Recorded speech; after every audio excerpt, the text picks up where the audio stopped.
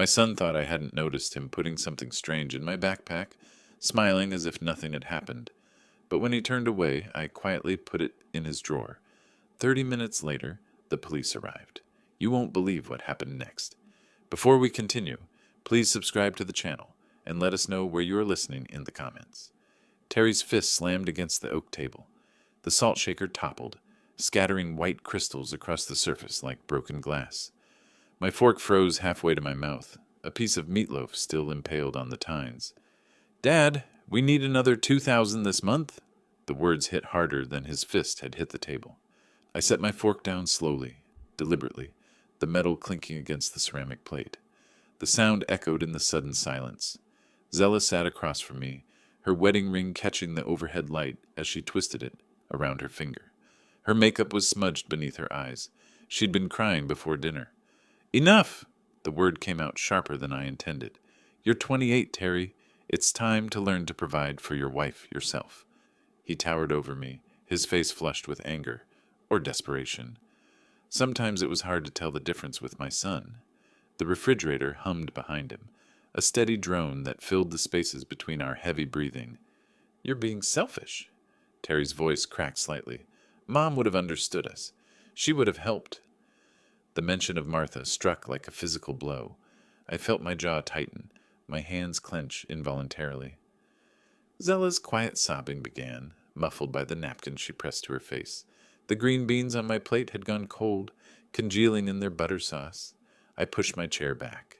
The legs scraped against the linoleum with a harsh, grating sound that made Zella flinch. The overhead fixture cast harsh shadows across all our faces, turning this family dinner into something resembling an interrogation. "I've given you $1,200 this month alone," I said, standing slowly. My knees protested. I wasn't as young as I used to be. Before that, it was the wedding venue, the apartment deposit you never used, Zella's medical bills. "Dad, please." "No." I stepped away from the table, away from them both, the smell of cooling meatloaf mixed with the tension thick enough to cut. "I won't enable this anymore." Terry's breathing was heavy, ragged. Zella had stopped crying, but her eyes remained fixed on her plate, as if the pattern on the china could solve all our problems. The clock above the sink ticked toward 7:35. I walked toward the kitchen doorway, not looking back. My footsteps felt heavier than usual, each one a small defeat. Behind me, I heard Zella whisper something to Terry, urgent and pleading. I couldn't make out the words, but the tone was clear enough. The wooden stairs creaked under my weight as I climbed toward my bedroom. Each step carried me further from the wreckage of another family dinner, another failed attempt at connection. Below, their voices rose again, Terry's anger, Zella's tears, the familiar symphony of dysfunction that had become our household soundtrack. The upstairs hallway stretched before me, dark except for the light spilling from my bedroom doorway. Inside, Martha's photograph waited on the nightstand, frozen in a moment when our family still made sense. I closed the bedroom door behind me and sat heavily on the edge of the bed. The mattress dipped under my weight, springs protesting after 30 years of use. Martha's side remained undisturbed, the pillows still arranged exactly as she'd left them 5 years ago. My hands were shaking slightly, not from fear, from exhaustion, from the bone-deep weariness that comes from fighting the same battle over and over, never gaining ground. The photograph on the nightstand showed Martha in her blue dress, the one she'd worn for our 25th anniversary cruise. Her smile was radiant, genuine. I picked up the frame, traced her face with my thumb. The glass was warm under the bedside lamp's glow. "She would have understood us," Terry had said. Maybe. Martha always saw the best in everyone, especially our son, but she also believed in consequences, in teaching rather than enabling. 2 years ago, I'd sold my vintage Harley to pay for their wedding venue deposit.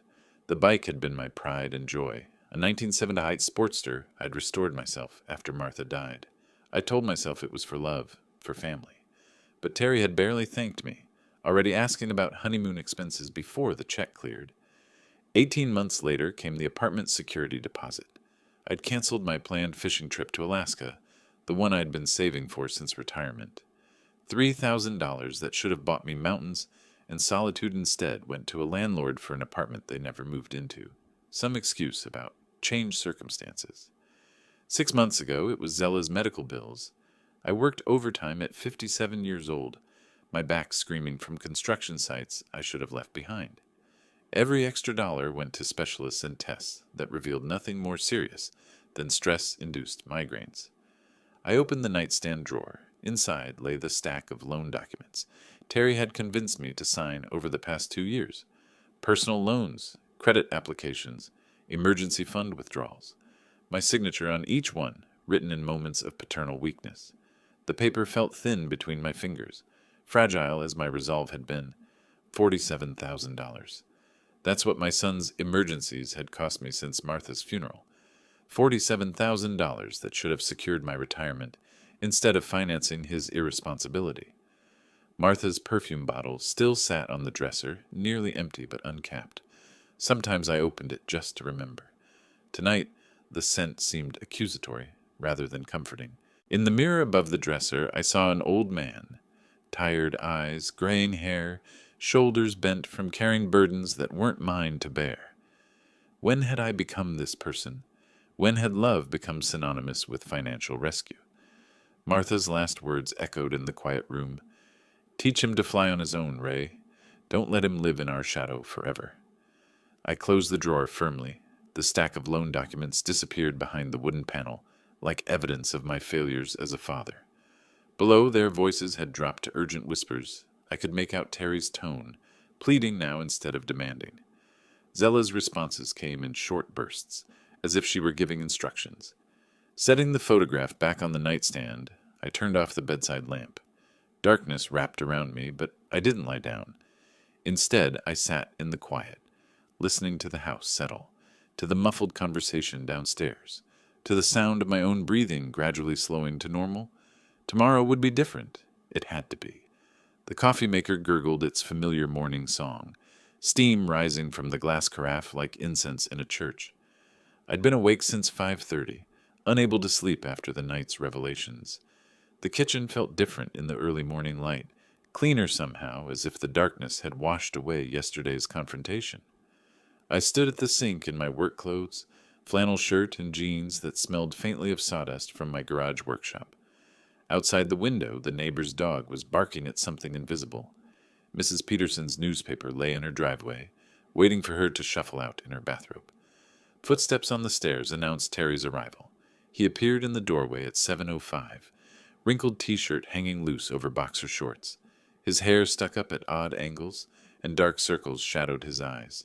He avoided looking at me directly. "Coffee's fresh," I said without turning around. My voice sounded normal, controlled, good. "Thanks." The word came out as barely more than a mumble. I heard him fumbling with a mug, the ceramic clicking against the coffee pot as his hands shook slightly. Zella entered 2 minutes later, bathrobe wrapped tight around her small frame. Her hair was unkempt, yesterday's makeup smudged beneath puffy eyes. She'd been crying again, or maybe she'd never stopped. "Good morning," she said tentatively, hopefully, as if the right words might repair the damage from last night. I nodded without speaking. The silence stretched between us like a chasm, broken only by the coffee maker's final hiss and the distant rumble of the newspaper delivery truck. I methodically washed last night's dinner dishes, my hands moving through the familiar motions. Plate, rinse, soap, scrub. The water was almost too hot, but I welcomed the slight burn against my skin. It felt like clarity. Behind me, Terry poured coffee with unsteady hands. The liquid splashed slightly, drops hitting the counter with tiny impacts. Zella attempted to make toast, but the smell of burning bread soon filled the kitchen. She scraped the charred surface over the sink, black crumbs falling like ash. "I'm going out today," Terry announced, his voice defensive before I'd even responded. "Job interviews." I turned from the sink, finally meeting his eyes. They darted away immediately, focusing on his coffee mug instead. "Take the house key," I said quietly. The implication hung in the air. He might not be back, or maybe I wouldn't be here when he returned. Terry's face flushed, but he didn't argue. The morning sunlight streaming through the window highlighted dust motes dancing in the space between us. Everything felt suspended, waiting. I could hear my own heartbeat in the silence, steady and determined. Terry grabbed an apple from the bowl on the counter instead of sitting for breakfast. His sneakers squeaked against the linoleum as he paced toward the doorway, then back again. Nervous energy radiated from him like heat from a furnace. "Terry," I said, stopping him mid-pace. He turned, hope flickering in his eyes for just a moment. "Responsibility," I said simply. "It's not a dirty word." The hope died. His jaw tightened, and without another word, he left the kitchen. Seconds later, the front door slammed with enough force to rattle the windows. The sound echoed through the house like a gunshot. Zella remained at the table, her burnt toast untouched on its plate. She looked at me with pleading eyes, mouth opening as if to speak. But I was already moving, pouring my coffee into a travel mug, heading toward the garage. My truck's engine turned over on the first try, a reliable rumble that had never let me down. As I backed out of the driveway, I could see Zella through the kitchen window, alone with the mess of our interrupted breakfast and the weight of whatever secrets she and Terry shared. The morning stretched ahead of me, full of possibility and dread in equal measure. Terry's animated voice reached me before I saw him. The front door had barely closed behind me when he jumped up from the sofa, his face bright with an excitement that seemed almost frantic. "Dad, I'm sorry about yesterday. TechForge Solutions hired me." The words hit me like a surprise punch. I set my lunch cooler down carefully on the hardwood floor, my work-worn hands suddenly unsteady. Terry bounded toward me with arms outstretched, pulling me into an embrace that lasted too long, held too tight. "Really?" The hope in my voice surprised me. "That's wonderful, son." Zella burst into theatrical applause from her perch in the armchair, her hands coming together in sharp, staccato claps. Her makeup was perfect, too perfect for someone who'd been crying yesterday. The bright smile painted across her face didn't quite reach her eyes. "He got the call this afternoon," she announced, as if she were narrating a game show. "Senior IT consultant position." Terry released me, but stayed close, running his hands through his hair in that nervous gesture I'd known since his childhood. His shirt was crisp, freshly ironed. When had he found time to do laundry? "I knew you had it in you," I said, feeling my shoulders relax for the first time in days. The afternoon sunlight streaming through the living room windows caught the dust motes dancing between us, making everything seem softer, more forgiving. "When do you start?" "Monday. They want me immediately." Terry's response came too quickly, as if he'd rehearsed it, his voice pitched slightly higher than usual. The familiar weight of parental pride mixed with relief began settling in my chest. Perhaps yesterday's harsh words had motivated him toward real responsibility. Maybe Martha had been right. Sometimes tough love was the only path forward, but something nagged at me. Terry kept adjusting his shirt collar, smoothing down fabric that wasn't wrinkled. His eyes darted to Zella, seeking some kind of confirmation or reassurance. "What's the salary like?" I asked, settling into my recliner. The leather creaked under my weight, a sound that usually comforted me. $65,000 to start, Terry said without hesitation, plus benefits. Health insurance, dental, retirement matching. Those were the right answers, the kind of details a real employer would provide. So why did my engineer's mind keep cataloging inconsistencies? The timing was convenient. Too convenient, perhaps. Outside, a neighbor's lawnmower roared to life, and children's laughter echoed from someone's backyard. Normal suburban evening sounds that should have felt peaceful. Instead, they seemed to underscore the artificial quality of our celebration. "This calls for a barbecue," I announced, pushing aside my doubts. "Let me fire up the grill. We can celebrate properly." Terry's face lit up. Genuine happiness this time, I thought. "That sounds perfect, Dad. Just like old times." Zella clapped again, softer now, but still performing. "I'll make my potato salad, the one with the mustard dressing you like." I stood, joints protesting after a long day on the construction site. "Give me 20 minutes to get the charcoal going. Terry, you can help me outside in a few minutes." "Actually, I need to grab something from upstairs first," Terry said, already moving toward the staircase. "Just some papers from the job interview. Want to show you the offer letter?" I nodded, heading toward the back door that led to the patio. The grill waited under its black cover like a loyal friend. Tonight felt like a new beginning, a chance to rebuild what yesterday had nearly destroyed. Behind me, I heard Terry's footsteps on the stairs, Zella moving toward the kitchen.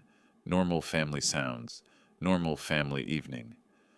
"What kind of meat do you want?" I called out, already knowing Terry would choose burgers while Zella preferred chicken.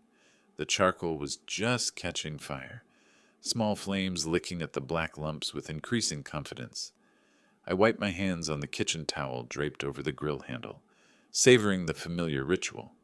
The mild evening air carried the scent of lighter fluid and the promise of a peaceful family dinner. Terry had disappeared upstairs 10 minutes ago to fetch those interview papers. Through the kitchen window, I could see Zella moving around, supposedly preparing side dishes. Everything felt normal. Right. I turned toward the house to check if Terry wanted to help with the grill setup. The kitchen window framed the living room like a picture, warm light spilling from the overhead fixture onto familiar furniture. That's when I saw him. Terry stood near the front door, hunched over my navy blue work backpack.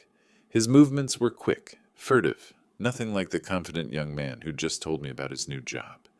He glanced around the room before unzipping the main compartment. My grip tightened on the grilling fork. What was he doing with my work bag? I took an involuntary step closer to the window, staying in the shadows cast by the patio overhang. Terry reached into his pocket and withdrew something small, wrapped in what looked like dark tissue paper. His hands moved with practiced precision as he placed the object deep inside my backpack, nestling it between my work gloves and measuring tape. The rational part of my mind scrambled for innocent explanations. Maybe a thank you gift? A surprise? But Terry's behavior, the secretive glances, the careful placement, suggested something far different. He zipped the bag closed and stepped away quickly, brushing his hands on his jeans as if wiping away evidence. The whole sequence had taken less than 30 seconds, but it felt like watching a slow-motion crime unfold. Smoke from the grill drifted around me, the acrid scent suddenly overwhelming.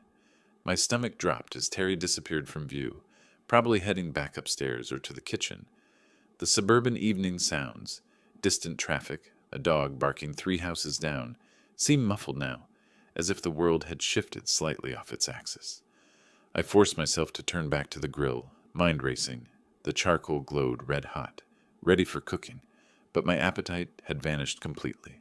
Whatever Terry had hidden in my bag felt significant, dangerous even, but confronting him now would reveal I'd been watching, spying on my own son. The back door opened with its familiar squeak. "Dad, how are those coals coming along?" Terry's voice carried that same artificial brightness from earlier. I swallowed hard, tasting ash and suspicion. "Almost ready," I managed, not turning around. "Just need a few more minutes." His footsteps approached across the wooden deck. In my peripheral vision, I saw him lean against the patio railing, picture of casual contentment. But I couldn't stop seeing those careful, secretive movements by my backpack. "You know what, son?" I said, finally facing him. "I think I left my work gloves in the garage. Mind getting them while I tend to this fire?" Terry's smile flickered for just a moment. "Sure thing, Dad. No problem at all." He headed back inside, and I watched through the kitchen window as he walked past my backpack without even glancing at it. The performance was flawless, too flawless for someone who'd been nervous about hiding something there moments earlier. Whatever was in my bag, I had to find out. But first, I needed the right opportunity. "Just grabbing some seasoning from the kitchen," I called to Zella as Terry disappeared into the upstairs bathroom. The water pipes groaned as he turned on the faucet, my signal that I had a few precious minutes. My heart hammered against my ribs as I approached the backpack. The living room felt different now, shadows deeper despite the lamp's warm glow. Every creak of the house settling seemed amplified, threatening to expose my investigation. The backpack's zipper made a soft, metallic whisper as I pulled it open. Inside lay my familiar work items: yellow measuring tape, leather gloves stained with years of honest labor, spiral notebook filled with project sketches. Everything in its usual place except for the foreign presence I'd witnessed Terry hide. My fingers probed deeper, searching through the organized chaos of my professional life. There, wrapped in dark tissue paper, nestled against the notebook's spine like a guilty secret. I unwrapped it carefully, the tissue paper crinkling loud as gunshots in the quiet room. What emerged made my breath catch in my throat. A diamond ring, massive center stone surrounded by smaller diamonds, all set in what looked like platinum. The facets caught the lamplight, throwing rainbow prisms across the coffee table and wall. I held it up, transfixed by its brilliance and terrified by its implications. This wasn't costume jewelry. The weight alone told me it was real, expensive, easily $15,000, maybe 20. More money than Terry had ever possessed, more than he could earn in months at his supposed new job.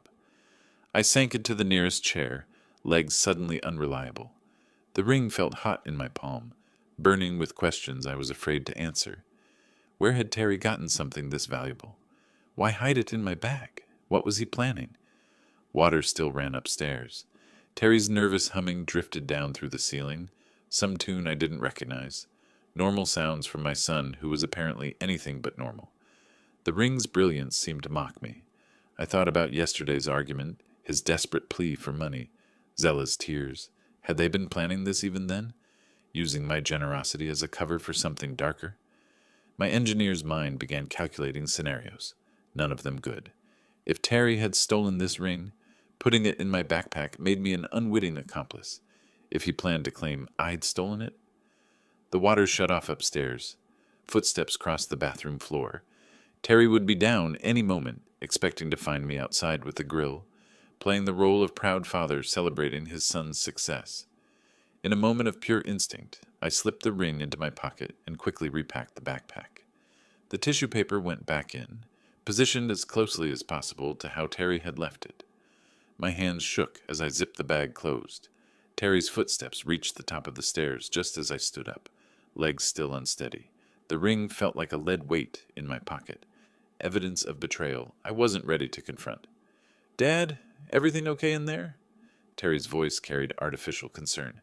"Just heading back out," I called, moving toward the kitchen on autopilot. My body functioned while my mind reeled with implications I couldn't yet process. The ring burned against my leg with each step, a constant reminder that nothing about this evening was what it seemed. Terry's voice drifted through the kitchen window as I slipped back inside.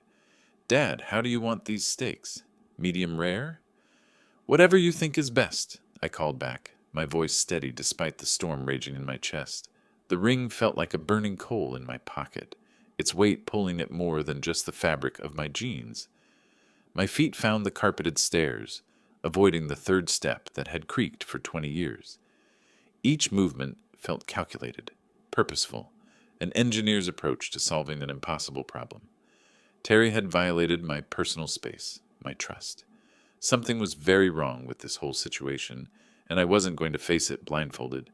The hallway stretched before me, lined with family photos that now seemed like evidence of a life I'd misunderstood. Terry's bedroom door stood slightly ajar, afternoon light filtering through the window that overlooked our backyard. Through the glass, I could see my son's silhouette bent over the grill, playing the role of dutiful family man. I pushed the door open slowly, testing for squeaks. The hinges remained silent, well-oiled from years of maintenance. Inside, the room held the mixed scents of Zella's perfume and barbecue smoke drifting through the window. Her clothes draped over the chair, Terry's laptop closed on the desk, scattered papers nearby, the detritus of their shared deception. The dresser stood against the far wall, 3 drawers stacked like secrets waiting to be revealed.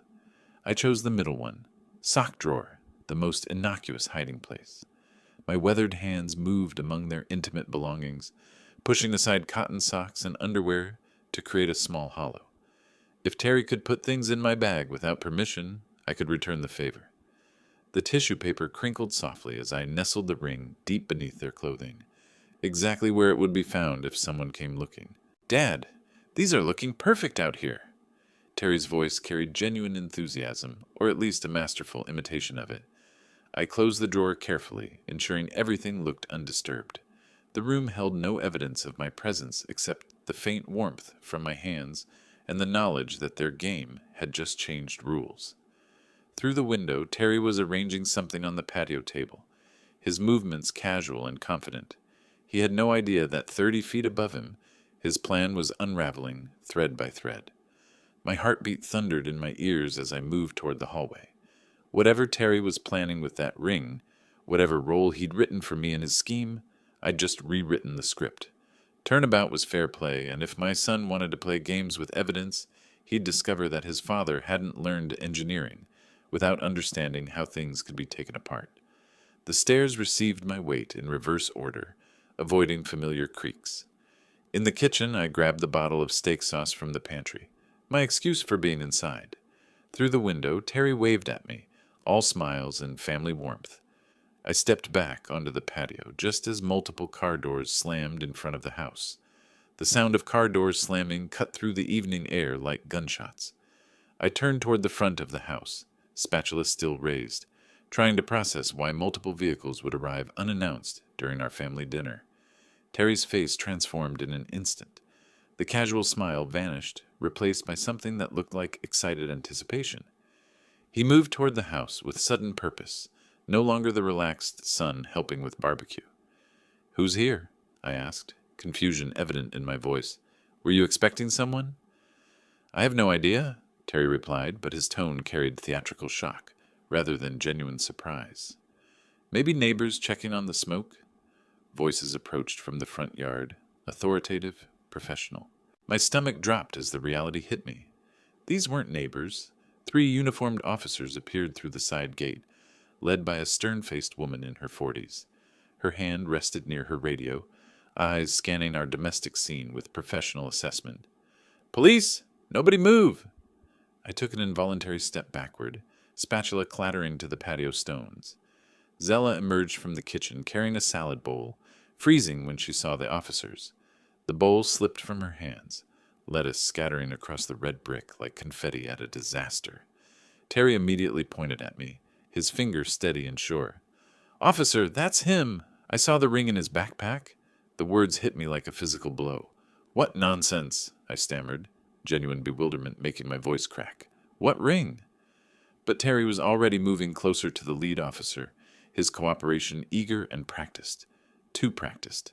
His body language radiated confidence rather than the concern any normal son should feel, watching his father accused of crimes. "Officer Brooks," the lead officer introduced herself, studying the scene with sharp eyes. "We received a report about stolen jewelry. Terry Harlan?" "Yes, ma'am," Terry responded immediately. "I found evidence in my father's possession, a diamond ring from the jewelry store robbery downtown yesterday." Yesterday, while he'd been gone for job interviews.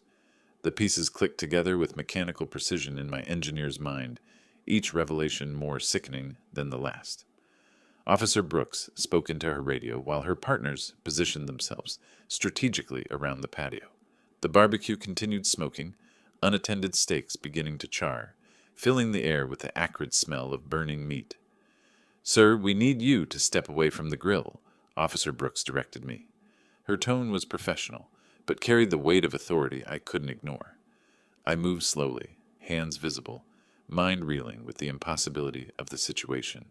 This was my backyard, my family, my barbecue, yet I was being treated like a criminal based on my own son's testimony. Terry walked beside the officers as we moved toward the house, discussing the evidence with suspicious familiarity. He knew exactly where my backpack was located, exactly which compartment I supposedly used. His knowledge was too specific, too detailed for someone who'd simply stumbled upon evidence. Zella followed behind, silent tears streaming down her carefully made-up face, but her positioning near Terry, her practiced distress, it all felt choreographed, rehearsed. As we approached the back door, I caught Terry's reflection in the kitchen window. For just a moment, when he thought no one was watching, his expression shifted. The mask of concerned son slipped, revealing something calculating underneath.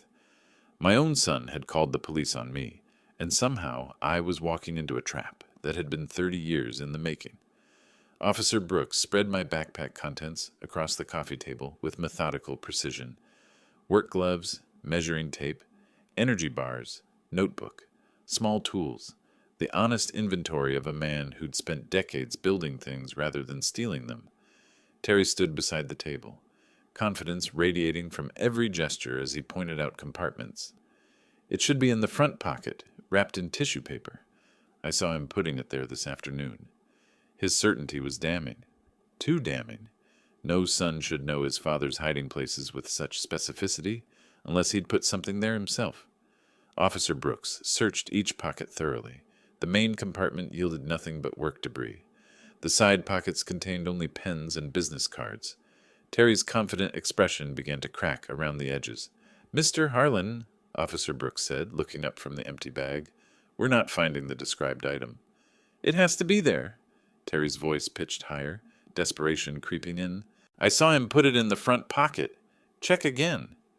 That's when the final piece clicked into place. Terry's inside knowledge, his nervous energy disguised as excitement, the careful way he'd guided officers to my backpack while avoiding any mention of his own belongings. "Officer," I said quietly, surprised by the steadiness in my own voice, "maybe you should check my son's dresser drawer." Terry whirled toward me, panic flashing across his features. "What? Why would you? That's ridiculous. There's no reason to—" But Officer Brooks was already moving toward the stairs, her partner following. Terry's protests grew more frantic as we climbed to the second floor, his careful composure finally shattering. "This is harassment. You can't just search our private—" "Terry Harlan," Officer Brooks interrupted as she opened his bedroom door, "we have reasonable cause based on your father's suggestion and your behavior." The dresser stood exactly as I'd left it 30 minutes earlier. Officer Martinez pulled open the middle drawer, moving aside socks and underwear with practiced efficiency. His hand found the tissue paper immediately. Terry's face went white as the ring emerged, diamonds catching the bedroom light like accusations made manifest. The same ring I'd discovered in my backpack, now resting in an evidence bag with Terry's fingerprints on the tissue wrapping. "Terry Harlan, you're under arrest for filing a false police report and possession of stolen property." The Miranda rights recitation seemed to echo from a great distance, as handcuffs clicked around my son's wrists. Zella's sobs filled the hallway, her carefully constructed performance finally collapsing into genuine despair. "This is a mistake," Terry shouted as officers escorted him toward the front door. "You don't understand. The ring was in his bag. I put it there myself." His confession hung in the air like smoke from our abandoned barbecue. Even in custody, Terry couldn't stop himself from revealing the depth of his deception. I stood in my living room, surrounded by scattered backpack contents and overturned furniture from the search, watching 30 years of fatherhood dissolve into handcuffs and accusations. Through the front window, I could see neighbors gathering on their porches, drawn by the flashing lights of police cars. Terry's voice carried from the front yard, still insisting this was all a mistake, still trying to convince officers that his victim father had somehow orchestrated his own frame-up. But the evidence told a different story, one written in tissue paper and hidden in sock drawers, authored by a son who'd mistaken his father's love for weakness. The house felt different now, emptier, as if something fundamental had been removed along with my son in handcuffs. Police documents spread across my kitchen table like pieces of a puzzle I'd never wanted to solve. Timeline sheets, evidence photos, witness statements, the paper trail of my son's betrayal laid out in official black and white. I'd been sitting here since 6 in the morning, methodically working through each detail with an engineer's precision. The coffee in Martha's favorite mug had gone cold hours ago, but I couldn't bring myself to drink from it anyway. Everything in this kitchen felt contaminated now, every surface touched by lies I'd been too trusting to see. Terry's statement to police, given before his arrest, painted a picture of a concerned son discovering his father's criminal behavior. Reading his words felt like watching a stranger wear my son's face, the calculated deception, the prepared answers. This wasn't impulse. This was months of planning. A photograph from Diamond Haven jewelry store showed the exact ring I'd found in my backpack. $18,500. The paperwork revealed Terry's credit card debt, $23,000, most of it gambling losses from the Prairie Wind Casino. The numbers aligned with surgical precision. The job interview was his alibi for the robbery, I said aloud, my voice echoing in the empty kitchen. Speaking the truth made it real, undeniable. The fake celebration dinner, the grilled steaks, all designed to get me relaxed and off guard. If his plan had worked, I'd be sitting in a jail cell while Terry inherited this house and everything I'd worked 30 years to build. They would have let me rot in prison for their comfort. A knock at the front door interrupted my dark analysis. Through the window, I saw Cecil's familiar silhouette, concern etched in his posture. I'd known this moment would come. The neighborhood had been buzzing with police cars and rumors since yesterday evening. Ray? Cecil's voice carried the careful tone of someone approaching a wounded animal. Saw the news this morning. Thought you might need company. I opened the door to find my neighbor holding 2 cups of coffee and wearing the expression he'd probably used on countless victims' families during his police career. Cecil understood betrayal in ways most people never would. Come in, I said, stepping aside. I'm trying to piece together how long this has been going on. Cecil surveyed the kitchen table covered in police reports and photographs. His trained eye took in the evidence with professional assessment, but his friend's heart showed in the way his shoulders sagged. This looks like a sophisticated frame-up, he said, settling into the chair across from me. Your son knew exactly how to manipulate the evidence. If you hadn't moved that ring... I still don't understand why I did that, I admitted. Pure instinct, I guess. Something felt wrong about the whole evening. Cecil studied the timeline sheet, his finger tracing Terry's movements. Your instincts saved you from a felony conviction. Look at this. They had every detail planned. The robbery timing, the planted evidence, even Zella's alibi testimony. The smell of bacon drifted from someone else's kitchen, emphasizing how normal the morning should have been. Instead, I sat surrounded by evidence that my son had tried to destroy my life for money. He would have inherited everything if I'd gone to prison, I said, the full scope finally crystallizing. The house, my retirement savings, even Martha's life insurance money. Cecil nodded grimly. And with you branded as a criminal, who would have questioned his story? Perfect crime, if you hadn't been smarter than he gave you credit for. I gathered the papers into neat stacks, my engineer's mind organizing the chaos into manageable categories: evidence, timeline, financial motive, consequences. Each stack represented a different aspect of my son's willingness to sacrifice his father for personal gain. I need legal advice, I said finally, about the house, about Zella living here, about protecting what's left. Cecil stood, understanding that this conversation marked the end of one chapter and the beginning of another. Let's get you to a lawyer, Ray. Time to start thinking about your future instead of their betrayal. I looked around the kitchen where family meals had once brought joy, now seeing contaminated memories everywhere.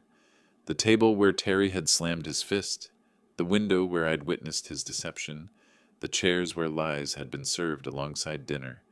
Standing felt like lifting a great weight, but also like shedding something I no longer wanted to carry. The courthouse steps felt solid beneath my feet as Cecil and I climbed toward the entrance at 8:30 sharp. 3 weeks of preparation with prosecutors had led to this moment, watching my son face consequences for trying to destroy my life. Inside, the courtroom buzzed with quiet efficiency. Wood paneling and formal atmosphere couldn't disguise the human drama about to unfold.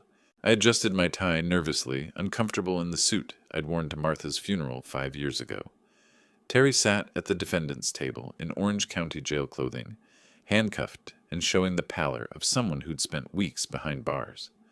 When our eyes met briefly, I saw desperation replace the confidence he'd carried that night by the grill. Zella occupied a seat in the defendant's section, pale and thin, wearing what looked like borrowed formal clothes. Mr. Harlan, please describe what you observed on April 17th, the prosecutor began after I'd been sworn in. I saw my son place a stolen ring in my backpack to frame me for robbery. The words came out clear and factual, an engineer reporting observations. The defense attorney's cross-examination attempted to portray misunderstanding rather than malice. Isn't it possible you're mistaken about your son's intentions, Mr. Harlan? No, I replied simply. The evidence speaks for itself. Security footage from Diamond Haven played on the courtroom screen, showing Terry's robbery in high definition. The timestamp correlated exactly with his claimed job interview. I watched my son's face as he saw himself on camera, the moment he realized his lies had been recorded. When Judge Reed called for sentencing, Terry attempted one last outburst. Dad, you don't understand. I was desperate. The gambling debts. Terry Harlan, Judge Reed interrupted sternly, you're sentenced to 5 years in state prison for armed robbery and attempted witness tampering. The gavel's sound echoed through the courtroom like a door slamming shut on 30 years of fatherhood. Bailiffs led Terry away in shackles, His brief appeal in my direction met with my steady refusal to respond.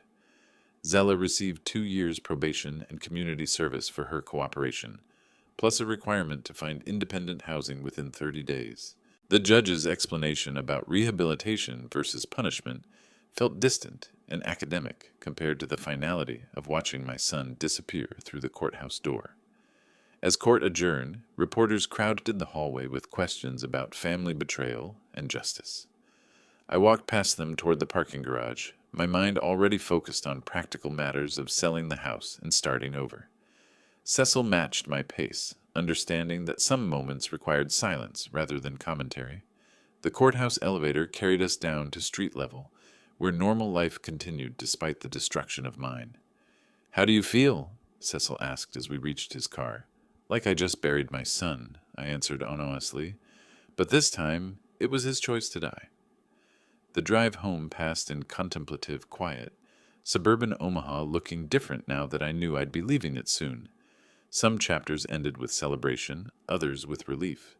This one ended with acceptance that family could betray deepest trust, but survival meant choosing your own well-being over obligation to those who'd forsaken you.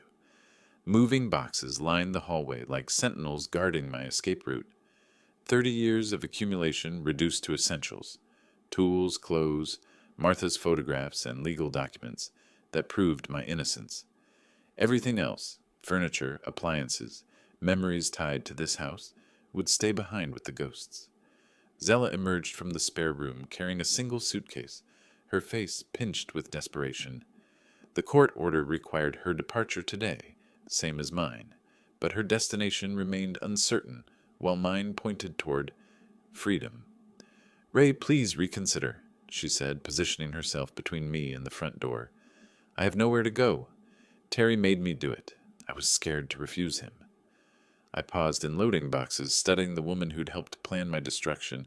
Her wedding ring caught the morning light, the same ring she'd twisted nervously while lying about Terry's job prospects. "You should have considered consequences before betraying me," I replied calmly. "You had choices, Zella. You chose poorly." "But where will I go? I don't have any money, any family." "You'll figure it out. People who survive betrayal usually do." The realtor arrived precisely at 10 with final paperwork. Mrs. Henderson had been patient during the extended sales process, understanding that trauma took time to process. We signed documents at the kitchen table where family fights had once erupted, transforming ownership from Ray Harlan to a young couple excited about their first home. "Keys to your Denver apartment," Mrs. Henderson said, handing me a small envelope. "1 bedroom, mountain view, exactly what you requested." Cecil appeared in the doorway, having helped load the moving truck that would follow my pickup west. His handshake lasted longer than usual, acknowledging the end of one chapter and beginning of another. "Promise you'll visit within 6 months," I said, meaning it. "Promise you'll answer your phone when I call," he replied, understanding that healing required distance but not isolation. The moving truck pulled away first, carrying possessions toward a life I'd designed without input from family members who'd proven untrustworthy. I walked through empty rooms one final time, removing Terry's photographs from walls, but leaving nail holes as evidence that someone had once belonged here.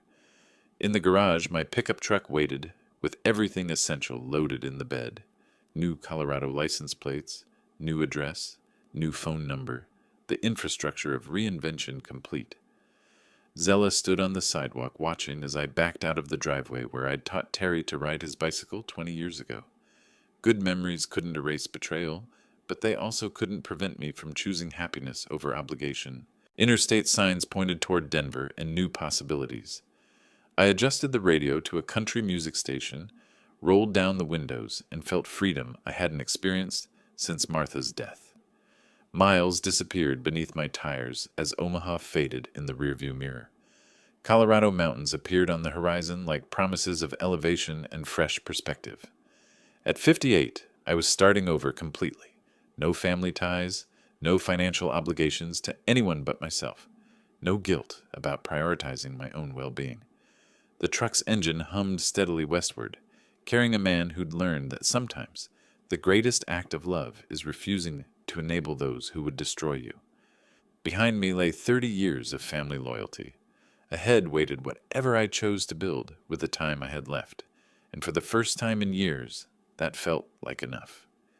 If you like this story, please like this video, subscribe to the channel, and share your impressions of this story in the comments. To listen to the next story, click on the box on the left. Thank you for watching,